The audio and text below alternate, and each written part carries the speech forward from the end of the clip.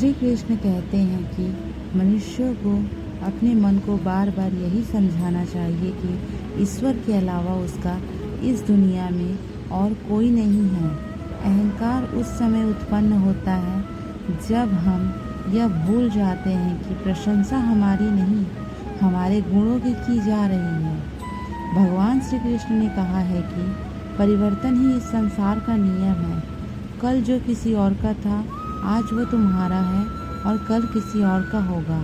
कल की चिंता मत करो। जिस ईश्वर ने आज तक तुम्हें संभाला है, वह आगे भी संभाल लेगा।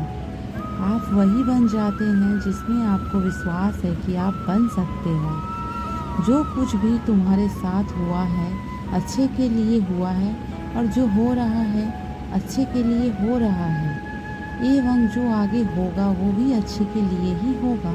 श्री कृष्ण कहते हैं कि बुरे कर्म करने नहीं पड़ते, हो जाते हैं, और अच्छे कर्म होते नहीं, करने पड़ते हैं। यदि मनुष्य शिक्षा से पहले संस्कार, व्यापार से पहले व्यवहार तथा भगवान से पहले माता पिता को पहचान ले तो उसके जीवन में कभी कोई परेशानी नहीं होगी। भगवान श्री कृष्ण कहते हैं कि इस संसार में सब कुछ समाप्त होने जैसा कुछ नहीं होता है। सदैव एक नई शुरुआत हमारी प्रतीक्षा कर रही होती है। अगर जीवन में कभी अवसर मिले तो किसी के सारथी बनना, न कि स्वार्थी। धर्म की पहचान कर्म से होती है। कर्म के बिना धर्म की कोई परिभाषा नहीं है। भगवान श्री कृष्ण कहते हैं कि आत्मा सदैव अमर है, इसीलिए मरने चिंता कभी मत करो।